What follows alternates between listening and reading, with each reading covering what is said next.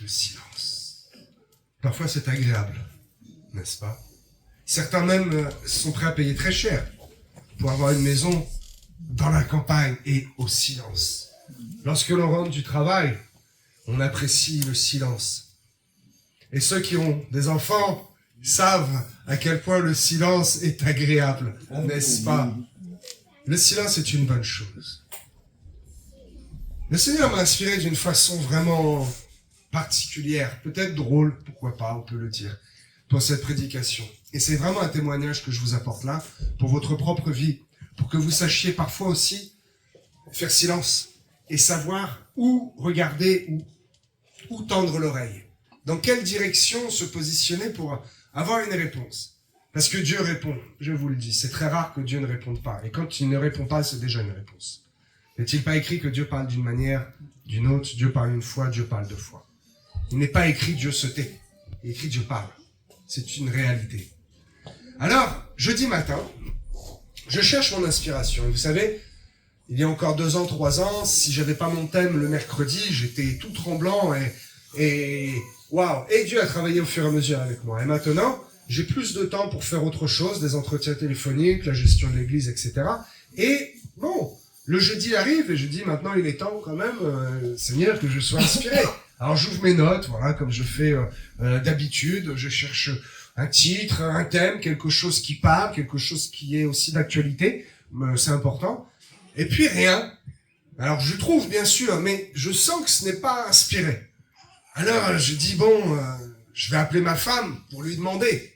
Et puis oh, l'homme en moi dit mais non, c'est toi le pasteur mon gars quand même. Tu vas pas appeler ta femme pour qu'elle t'inspire. Et le Saint-Esprit en moi me fait religieux que tu es. Dieu passe par qui il veut. Amen. Ah, je dis pardon Seigneur, bien sûr. Et j'appelle ma femme et je dis femme, tu sais comment je travaille, voilà. Et je suis pas inspiré. Et j'entends une dame. Bonjour monsieur le pasteur. Ma femme me dit ah bah tu appelles à ce moment-là, c'est drôle. Je suis avec une chrétienne. Et là je dis ok bon. Je vais pour le dire et la femme le dit avant moi. Il n'y a pas de hasard. Je dis, madame, vous m'enlevez les mots de la bouche. Le hasard, hasardo, c'est quand Dieu fait les choses et qu'on le laisse faire. Donc je parle 2 minutes avec elle et elle me dit, monsieur le pasteur, si vous n'avez pas d'inspiration, donc elle savait pas, elle ne me connaissait pas, elle voyait pas, bien sûr, elle voyait pas ce qu'il y avait sur mon bureau, tous les livres, toutes les bibles ouvertes. Elle me dit, monsieur, fermez tous vos ouvrages, fermez tout ce que vous faites, Dieu va vous inspirer. Je dis, waouh, madame, ok. Dieu parle peut-être par votre bouche, je ne sais pas. En tout cas, pas de stress, bien sûr. Je vais écouter ce que vous dites. Et qu'est-ce qui se passe? Je ferme ma deuxième Bible, je les mets sur la 3e à droite, je range le stylo, là, et je travaille sur une application Word, vous connaissez, et je ferme Word. Et là, j'étais sur quoi? La fenêtre était restée ouverte. Parce que, vous l'avez entendu, ce dernier chant que j'aime beaucoup, je me suis quand même entraîné. Je dis, Seigneur, il faut pas que je sois ridicule et que j'humilie ce chant et que je le joue mal. Alors je vais essayer de m'entraîner quand même. Et la fenêtre était restée ouverte. Et je vois, en gros, le titre. Si je me tais. J'ai dit, c'est bien ce que je vais faire. Je vais me taire un peu. Et je vais continuer à m'entraîner à la guitare. Je vais faire autre chose. Et par mon comportement, je vais me taire et me mettre à part. Et laisser Dieu parler. Et je savais déjà que ce thème serait celui-là. Et le vendredi matin, tout sourire, plein d'inspiration, je me suis mis au bureau en commençant à étudier un peu le grec, l'hébreu, regarder tous les versets connexes. Et qui parle, qui se tait, et quelle est l'utilité? Alors, voilà donc cette prédication sur le silence. Vous connaissez cette expression, on l'a déjà tous entendu à un autre sujet, et je pense qu'on l'a déjà tous dit aussi. Oh, là, t'as perdu une bonne occasion de te taire. Il faut tourner la langue 7 fois dans sa bouche avant de parler. Il y a même eu un rappeur, MC Solar, à l'époque, qui avait fait une chanson. Il parlait de ce dicton, cet adage qui dit « La parole est d'argent, mais le silence est d'or. » C'est une expression qui est utilisée dans le monde entier. Des grands sages ont voulu s'emparer de cette expression en disant « Mais c'est moi qui l'ai dit. » Pas tout à fait. Pas tout à fait. D'où vient cette expression? Cette expression vient du Talmud. Qu'est-ce que le Talmud?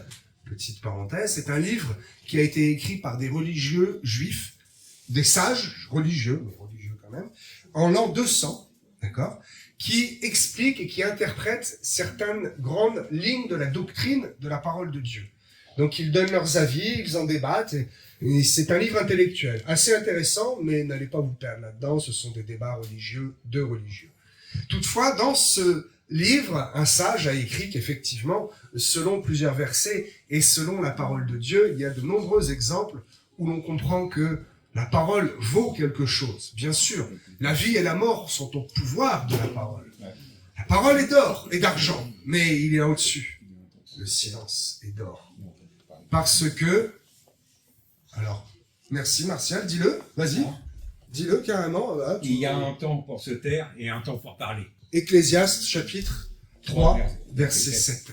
Il y a un temps pour tout, et particulièrement un temps pour se taire et un temps pour parler. Il y a un ordre aussi là-dedans. Avant de parler, encore faut-il écouter. Pour écouter, eh bien, il faut savoir faire silence et se taire. Alors, je vais voir 4 grands exemples avec vous de pourquoi, quand, comment se taire. Parfois, il faut savoir se taire tout simplement pour mieux entendre. Quand on parle trop, quand on a un avis un peu borné, un peu obtus, et que l'on débite les arguments et les arguments, on ne voit plus, on n'entend plus qu'effectivement, peut-être, on peut avoir tort ou on peut faire fausse route. Il faut savoir se taire pour écouter l'autre. Et parfois, en se taisant et en écoutant l'autre, on se dit, hey, maintenant je vais parler. Et c'est l'autre que je vais ramener à la raison. Mais comme je me suis tu, lui va pouvoir à nouveau se taire et écouter. Et le dialogue est constructif. Il faut parfois se taire et faire silence, tout simplement pour faire révérence au Saint-Esprit. Lui laisser toute la place. Il faut parfois se taire pour ne pas être une pierre d'achoppement, pour ne pas entrer dans un conflit. Ça, c'est difficile. En tant que chrétien, c'est ça aussi que nous devons faire de temps en temps. On doit défendre le nom de Jésus. Mais parfois, face au monde, il faut savoir dire, ok, je frotte la poussière de mes pieds, je n'en dirai pas plus, parce que ma bouche pourrait me faire pécher. Et finalement, c'est l'autre qui aurait raison. Alors, je sais que j'ai raison, Dieu est de mon côté, je n'ai même pas besoin de parler. Je me tais et je tourne le talon. Il faut parfois savoir se taire aussi, et ça c'est peut-être ce qui est le plus difficile, pour manifester une acceptation silencieuse. Parce que la bouche et la chair ont envie de crier « Non! C'est injuste! Non !» Alors, je me tais. Parce qu'il faut que j'accepte. Donc, je ne dirai rien. Vous savez, parfois, en fait souvent même, le silence est la meilleure réponse à beaucoup de choses, que ce soit dans le monde ou que ce soit dans le monde de l'esprit également. Ne pas prêter attention aux attaques de Satan. Ne pas être là à l'insulter. D'ailleurs, il ne faut pas insulter Satan ni les démons. Nous les maudissons, nous les chassons dans les lieux arides ou dans la géhenne, dans le feu éternel, c'est autre chose. Mais nous ne devons pas leur prêter plus attention que ça. Je dis souvent cet exemple du gars qui est là et qui a mal au genou. Il n'y a aucune raison médicale. Et le mal est là. Et en fait, c'est un démon qui vient et qui pique, et qui pique, et qui pique. Et il y a le premier qui crie tout le temps. « Ah, j'ai mal! Ah, Seigneur! Ah, Seigneur! Ah, démon, va-t'en! Ah, arrête! Oh, ah !» Et il y a le deuxième qui a la même douleur, mais et qui marche dignement. Vous savez ce qui se passe dans le monde spirituel? Ce petit démon-là, il se fait très vite rappeler à l'ordre par une autorité ou une domination qui lui dit « Hé mon gars, tu vas aller perdre ton temps ailleurs là. Celui-là, tu pourras rien en tirer. Regarde, il se tait. Il ne bronche pas. Tu perds ton temps avec celui-là. Laisse-le tranquille et va en embêter un autre. » Et le gars se réveille le matin, il dit « Oh, ça y est. Merci Seigneur. Basta così, il n'y a pas besoin d'en dire plus. De faire des grands débats parfois pour des choses qui n'en valent pas la peine. » Les 4 exemples que je vais étayer maintenant. On va voir des paroles qui ont été dites très courtes et des paroles qui auraient pu être dites, qui certainement ont été pensées, mais qui n'ont pas été prononcées. On va voir des hommes de Dieu qui ont su faire silence quand il fallait. Parce que le silence, ce n'est pas juste rien dire. Ce n'est pas juste s'arrêter de parler, le silence. Le silence, spirituellement, c'est aussi démontrer une attitude d'écoute et une attitude finalement d'obéissance. Je ne vais pas dire de soumission, parce que le terme fait un peu peur et un peu péjoratif. Mais le fait parfois de se taire dans une épreuve ou de se taire devant l'autorité de Dieu, de se taire quand le Saint-Esprit est là, de ne pas toujours vouloir crier ou faire très fort de l'instrument. Vous savez, parfois, j'écoute particulièrement dans la salle de bain les louanges et j'ai une radio que je pourrais vous recommander où il n'y a pas de pub, c'est génial. C'est 24 heures sur 24 de la louange et de l'adoration. Et parfois, je suis dérangé parce que je dis là, ce n'est pas le moment d'entendre ça. Il y a de la batterie, il y a bam bam, ça tape, le gars est là, ouais, ça crie. Et je dis, non, ça fait plaisir aux hommes. Mais le Saint-Esprit n'est pas là dans ce moment-là. Non, parce que Dieu aime les choses dans l'ordre, les choses propres qui sentent bon et les choses qui sont dans le calme. Alors on va voir comment se taire physiquement et spirituellement. Se taire pour mieux entendre et accepter des choses qui parfois sont difficiles. Comment s'appelle cet grand homme qui est appelé le père de la foi? Abraham. Abraham s'est tué à un moment donné où beaucoup auraient parlé. Moi le premier. Dieu lui dit quoi à un moment? Il dit, fils, quitte ton pays. Ah bon? Pourquoi, Seigneur? Dans quelle direction? Quand? Comment? Ça aurait été légitime de parler à ce moment-là. Que fait Abraham? Il est écrit 3 versets plus loin. Abraham partit. Mais il est parti où? Il est parti. Dieu ne lui a pas donné de direction. Il aurait pu avoir un dialogue, un échange. Non, ce n'était pas utile. Quitte ton pays. Amen. Et je quitte. N'importe qui aurait dit, mais pourquoi, quand, comment, où? Je vais juste... Je veux bien, mais où? Non. Ça, c'est démontrer la foi, le père de la foi. Il savait très bien que Dieu allait lui donner une direction. Ce n'était pas le moment de demander, c'était le moment de quitter. Quitte le pays. Amen. Je quitte. Abraham a fait quelque chose d'encore plus difficile. Il a eu un fils. Il en a eu un que Dieu appelle unique. Dieu insiste. Dieu est dur à ce moment-là. Parce que Dieu lui dit quoi? Dieu lui dit, prends ton fils unique, virgule, celui que tu aimes. Comme si ça suffisait pas. Les entrailles d'Abraham à ce moment-là devaient être pleines de douleur. De dire, attends, j'en ai qu'un. Tu insistes, tu me le rappelles, et en celui que tu aimes, bien sûr je l'aime. Et toi, tu me demandes de le sacrifier. Mais comment? Pourquoi? C'est normal que je demande pourquoi. Non. Qu'a fait Abraham? Il a scellé son âne. Sa bouche devait brûler. Sa bouche et son esprit devaient brûler, de dire, mais c'est injuste. Pourquoi? Non. Et Dieu insiste dans ces 2 détails. Ton fils unique, celui que tu aimes.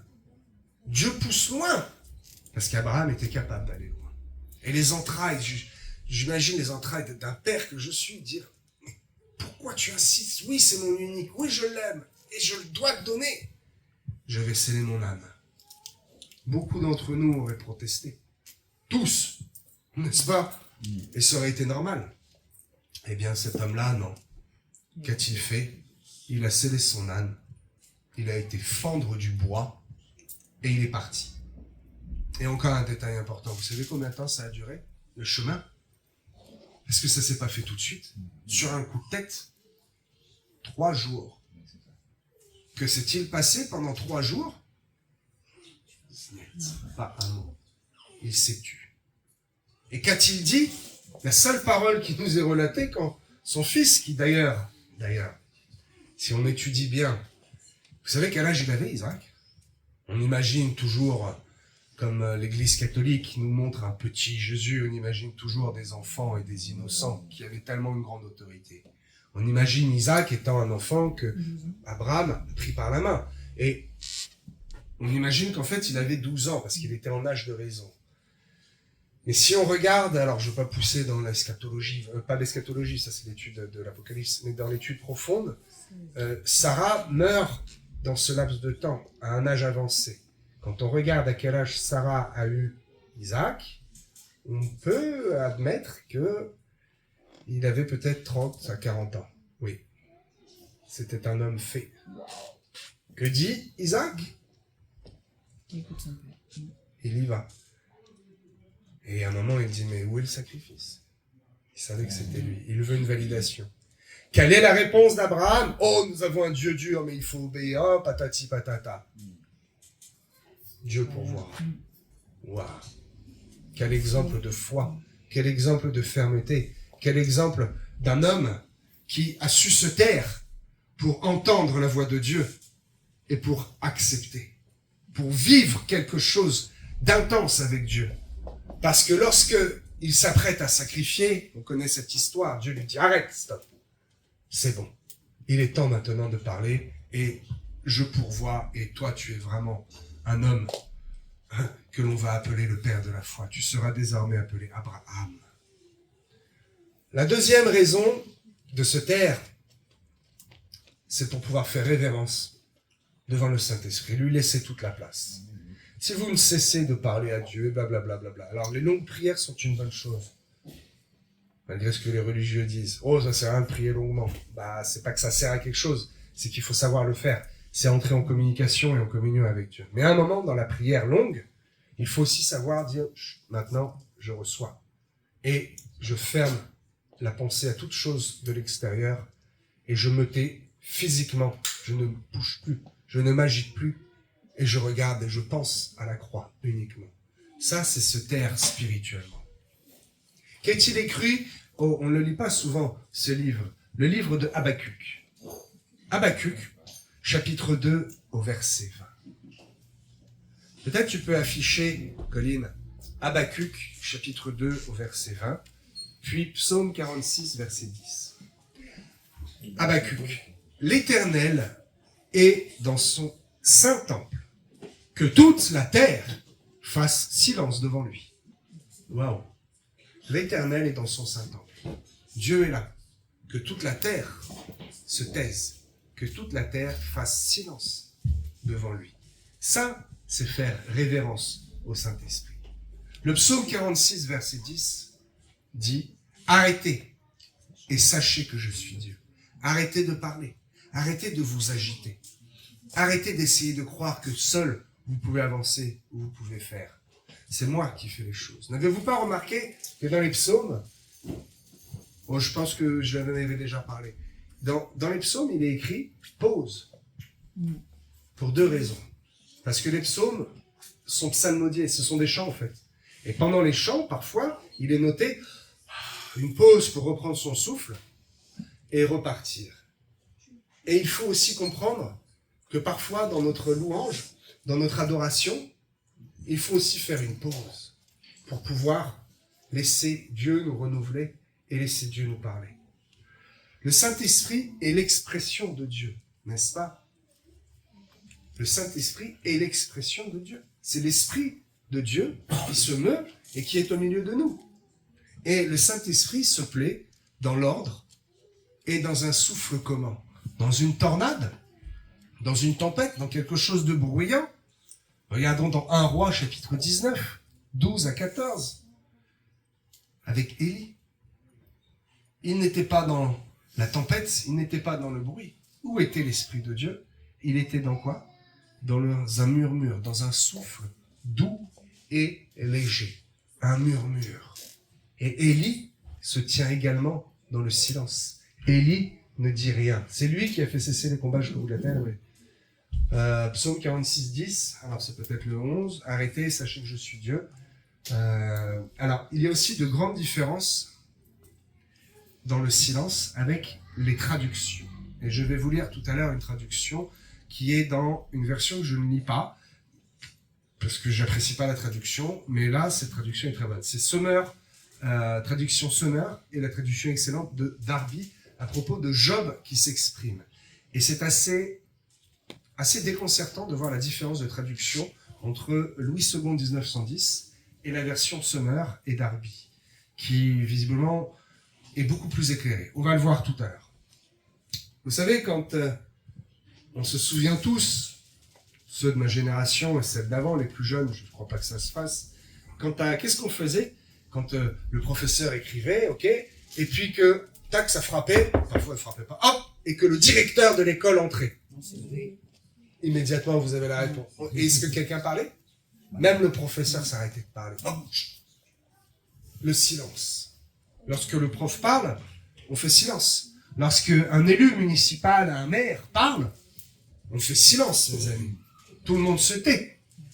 Alors à combien plus forte raison devons-nous parfois aussi nous taire devant le Saint-Esprit? Parce que si ces hommes-là, si un directeur, un professeur d'école, un patron, un élu a quelque chose à dire et que pour l'écouter, on se tait, alors le Saint-Esprit a quelque chose aussi à vous dire. Et pour l'entendre, eh bien, il faut savoir se taire. Daniel, chapitre 10, verset 15. Tandis qu'il m'adressait ces paroles, je dirigeais mes regards vers la terre et je gardais le silence. Le silence est d'or. Sachons faire silence pour pouvoir mieux entendre et regarder l'œuvre de Christ. Tandis qu'il m'adressait ces paroles, alors il regardait la terre et il faisait silence. Qu'est-ce que ça? C'est être dans la méditation de Dieu. La méditation, je le redis, n'est pas une mauvaise chose, ce n'est pas un truc de bouddhiste ou de sorcier. C'est un truc d'enfant de Dieu que les bouddhistes et les sorciers sont venus prendre et s'approprier. C'est une bonne chose que de faire silence, de regarder et de voir la belle création, de peut-être juste penser mais que cet arbre est beau. Juste le mouvement du vent dans l'herbe des champs, c'est magnifique. On peut y voir la main de Dieu se balader. Juste la forme des nuages, c'est une chose excellente. C'est ce que faisait Daniel. Tandis qu'il m'adressait ses paroles, tandis que Dieu était en train de parler à son cœur, que faisait-il? Il dirigeait ses regards vers la terre et il se taisait simplement. Troisième motif de se taire. Se taire, et ça c'est très utile dans notre vie de tous les jours. Moi qui y étais encore un peu, et c'est un combat dans ma vie, très sanguin. Se taire pour ne pas être une pierre d'achoppement et ne pas rentrer dans un conflit qui, en fait, vous apercevrez, est complètement inutile. Job. Job, chapitre 2, au début de l'histoire. On connaît l'histoire de Job, hein, qui a tout perdu, et cela dure sur 39 chapitres, en fait. C'est très long, beaucoup de détails, et c'est très dur à lire, parce que son histoire est dure. Il y a de la souffrance, je souffre avec lui. Et il y a ses amis qui viennent le voir, tout au début. Que font-ils? Peut-être vous ne l'aviez jamais remarqué. Ils essayent de détourner Dieu. Ça, c'est dans la partie après, juste après, tout au début. Tout au début. Effectivement, ils ont une mauvaise parole. Il pleure avec lui, je crois. Ils pleurent, et surtout, pendant 7 jours. Ils viennent le voir, et ils s'assoient, et ils gardèrent le silence. Il est écrit pendant 7 jours, et pendant 7 nuits. Ça m'est jamais arrivé de ma vie de ne pas parler pendant 7 jours. C'est impossible. Surtout en présence d'un ami qui a tout perdu. Tu as envie de venir et de lui dire un peu religieusement, je t'aime, ne t'inquiète pas, ça va aller. Mais ces paroles-là, à ce moment-là, sont inutiles. Ce sont des mots imbriqués dans la tête qui n'ont aucun poids et aucun impact. Ce qui a eu un impact ici et ce qui a permis que Job entende aussi et rentre dans un dialogue, il n'a pas beaucoup parlé, eux ont surtout parlé après, c'est qu'en fait ils sont arrivés et ils ont fait, comme on dit dans le monde, amende honorable. Ils ont offert la meilleure chose qu'ils pouvaient offrir, non pas un réconfort avec du blabla et des paroles d'hommes, mais ils sont arrivés et ils se sont tus, ils étaient juste présents. Ils étaient juste là. Ils ont choisi volontairement de se taire pour ne pas occuper toute la place, pour ne pas occuper tout le terrain et peut-être ne pas risquer que Job s'enflamme contre eux et dise « Mais arrête de parler, je suis dans le deuil, tu vois pas, tu viens avec des mots me consoler. Ce n'est pas juste un fils que j'ai perdu, ce n'est pas juste une partie du troupeau, ce n'est pas juste une cabane qui s'est effondrée. C'est absolument tout. Et toi, tu viens avec tes belles paroles. Ça aurait pu se passer comme ça. » Non, la sagesse et l'Esprit de Dieu étaient dans ces hommes à ce moment-là, parce qu'ils ont été inspirés, et cela a dû être très très difficile, de se taire. Ici, à ce moment-là, le dialogue n'était pas utile. Juste leur présence était utile. Il y a parfois où ce ne sera pas la peine de faire de longues prières et de parler à Dieu. Juste votre présence réjouit son cœur. Juste votre présence ici, ce matin. Juste votre présence dans votre chambre de prière, dans votre endroit de prière, en disant « Seigneur, je suis là. Basta. Je suis juste là. Et je suis en attente pour toi. » Il y avait quelque chose de rigolo, me revient à l'armée. Si vous saviez le temps qu'on a passé à attendre à l'armée, un dicton disait « Dépêchez-vous d'attendre ». Et effectivement, on se dépêchait d'être à l'heure. Pourquoi ? Pour attendre. Attendre un autre rendez-vous, attendre quelqu'un. Et on se dépêchait pour attendre. Quelle chose ridicule. Ce n'est pas ridicule dans le monde de l'esprit que de se dépêcher pour être au rendez-vous. Être à l'heure céleste et tout simplement attendre que Dieu soit là.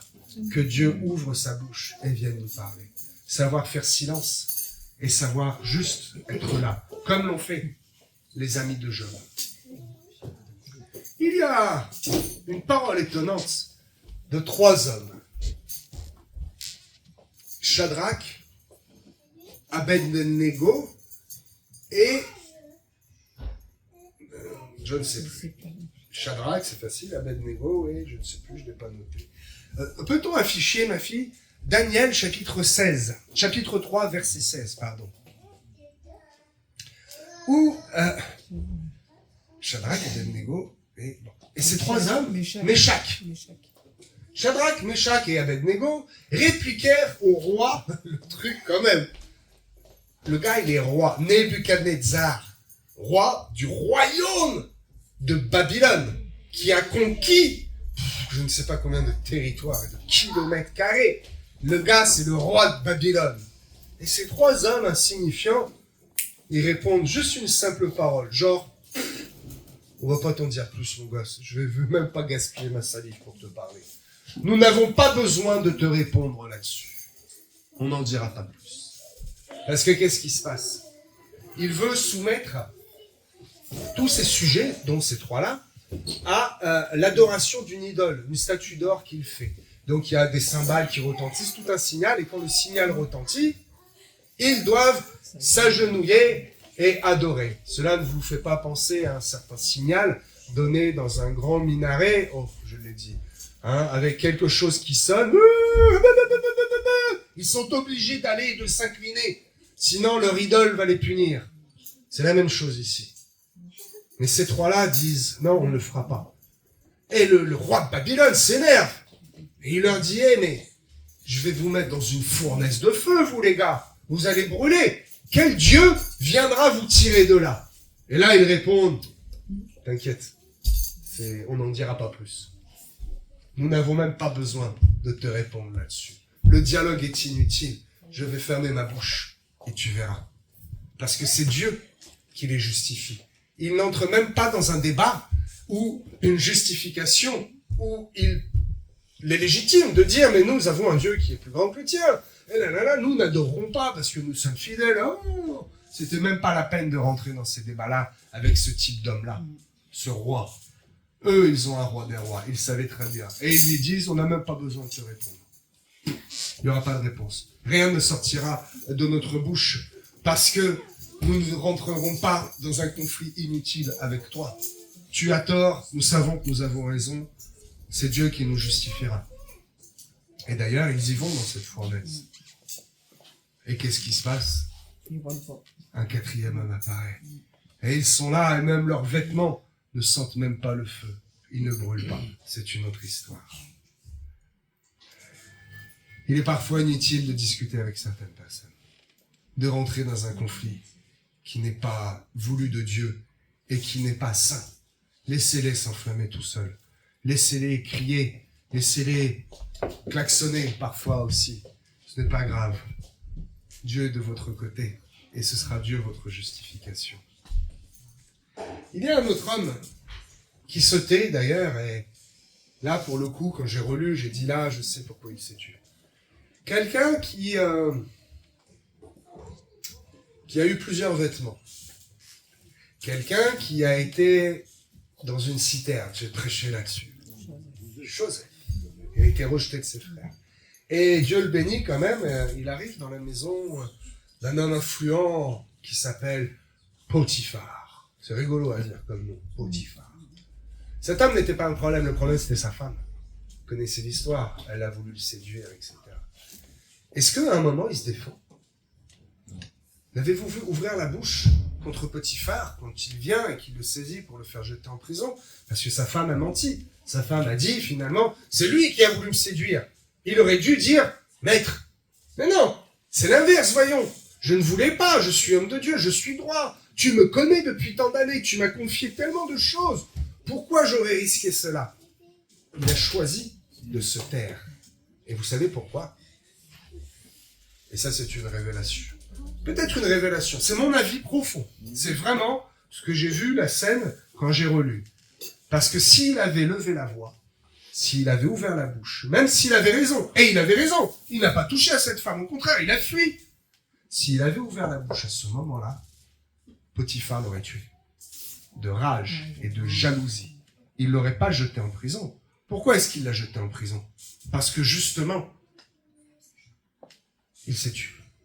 Joseph n'a rien dit. Il n'a pas bronché. Alors qu'il était en droit de se défendre, ça aurait été légitime et normal.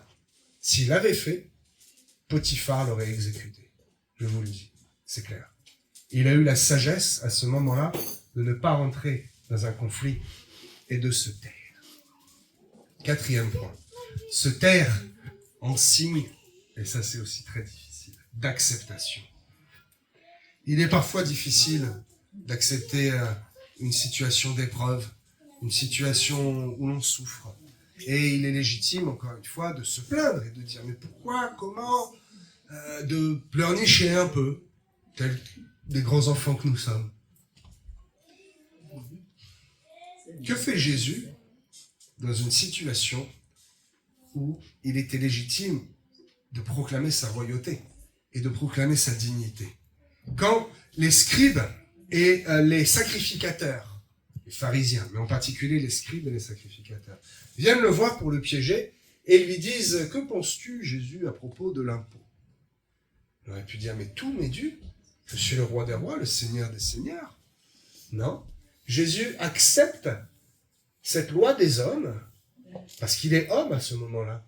Et il accepte cette loi des hommes qui dit que nous devons payer un impôt. Et il leur répond d'une manière tellement intelligente. Vous connaissez sa réponse. C'est encore un slogan que l'on utilise, une expression. Il faut rendre à César ce qui appartient à César. Il leur dit, regardez ce qu'il y a sur la pièce. Il y a quoi? Il y a la tête à César. Eh ben, s'il y a la tête à César, tu rends ce qu'il y a à César. Basta così. Et vous savez ce qu'ils répondent? Bouche cousue. Ils se taisent. Parce qu'ils acceptent sa réponse, tellement pleine de vérité. Ils n'ont rien à dire. Jésus leur fait fermer la bouche, parce que lui-même n'en a pas dit plus. Il aurait été en droit de dire, tout m'appartient, c'est moi qui ai donné la vie à César. Donc, cet écu qui est à César m'appartient aussi. Non, rendez à César ce qui appartient à César. Pas de débat inutile. Jésus accepte. Et eux sont obligés, par cette parole de sagesse, de se taire et d'accepter ce que Jésus dit. Et ils ne peuvent pas le piéger à ce moment-là. Un homme qui a gardé le silence, peut-être cette fois dans la situation la pire qui pourrait vous arriver. Aaron a perdu 2 fils. Comment? Est-ce que j'ai noté le... Oui. Lévitique 10, verset 3. Aaron a perdu ses 2 fils. ils viennent juste de mourir. Pourquoi? Parce qu'ils viennent apporter un feu étranger. Et ils meurent. Dieu leur reprend la vie. Seigneur, pourquoi? Moïse, prie avec moi, mon frère, c'est injuste. Non, rends-moi mes fils. Dieu éternel tout-puissant, rends-moi mes fils. Pourquoi? Comment? C'est illégitime. Non, il est écrit quoi? Lévitique 10.3. Colline, si tu peux l'afficher. Aaron garda le silence. Oh, comme cela, Dieu est difficile. Cela, Dieu est tellement dur. Tellement dur. Ce n'est pas comme Abraham, où déjà c'est dur, ton fils unique, celui que tu aimes, mais le fils est encore là à ce moment-là. Là, Aaron, devant ses yeux, les deux gamins sont brûlés. Ses entrailles. Oh, il garda le silence. Alors, Job, chapitre 40, verset 4. C'est ce que tu peux l'afficher, Colline? Affiche-le dans la version que tu as normalement, en seconde 1910. Alors, Job 40, verset 4. Je vais lire pour vous la version qui a le plus de sens. Même au niveau de l'étymologie grecque, hébreu, c'est très difficile de trouver le sens profond. L'interprétation de la version Sonner et Darby est la plus proche de ce que l'écriture veut nous retransmettre. Il est écrit dans Job 44, dans la version seconde 1910, qui est pourtant ma préférée. Mais pour le coup, c'est difficilement compréhensible. J'ai vraiment cherché pour vous expliquer ça. As-tu un bras comme lui, comme celui de Dieu, une voix tonnante comme la sienne? On a tendance à penser que ici, c'est Dieu qui parle. Mais Dieu parle de lui à la troisième personne. Vous voyez, c'est assez étrange. As-tu un bras comme celui de Dieu? Donc Dieu qui s'adresse à Job. Dieu s'adresse en parlant de lui à la troisième personne, c'est assez complexe. Et donc je regarde les autres traductions, le grec, l'hébreu, je vais profondément, et je vois qu'effectivement, la version, ma fille, si tu arrives à afficher, je ne sais pas si tu sais le faire, la version Darby. Je lis pour vous la version Darby qui, elle, parle vraiment. Dieu parle à Job, et là, Job dit quelque chose. Je suis trop peu de choses. Que te répliquerai-je? Je mets donc la main sur la bouche. Je ne veux pas donner de nom ou c'est une histoire personnelle, mais j'ai connu quelqu'un qui un jour a appris la mort de son fils. Cette personne a toujours dit « Ce qu'il y aurait de pire dans ma vie, c'est que Dieu me reprenne un fils. » Dieu lui en a repris deux. Le premier qui est parti, lorsqu'elle l'a appris, elle est tombée à terre. Et la première chose qu'elle a fait, pour ne pas crier, elle était inspirée. Cette femme était inspirée. Elle a mis la main sur sa bouche et a crié en silence. Pour ne pas porter atteinte au jugement de Dieu. Pour ne pas être contre la volonté de Dieu. Si Dieu l'a fait, c'est qu'il y avait quelque chose qu'il fallait faire. Il fallait que ce soit fait. Job, ici, met la main sur sa bouche pour ne pas crier injustement après Dieu. Après toute cette souffrance, est-ce que tu as réussi à trouver? Non, c'est pas grave. Après toute cette souffrance, Job, on est à la fin de l'histoire de Job, ne veut pas prendre le risque de blasphémer et d'avoir une parole contre Dieu. Alors il fait taire sa chair parce que c'est trop fort, c'est trop puissant.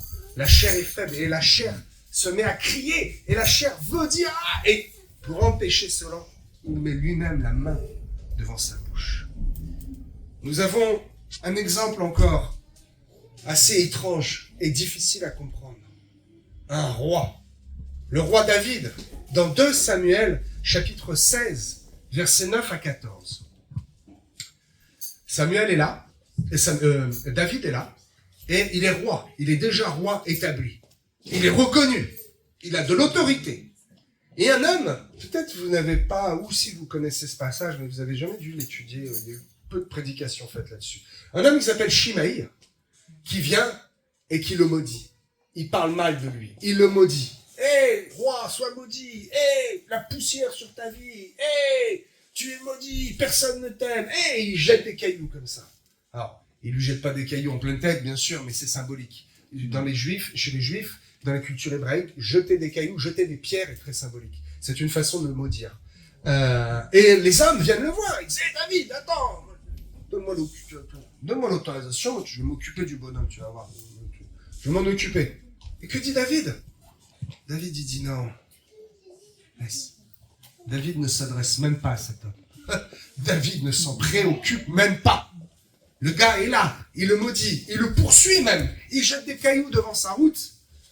On vient lui proposer d'aller s'occuper de lui. Et il dit non, ne le faites pas. Lui-même ne le considère même pas. Il ne lui parle même pas.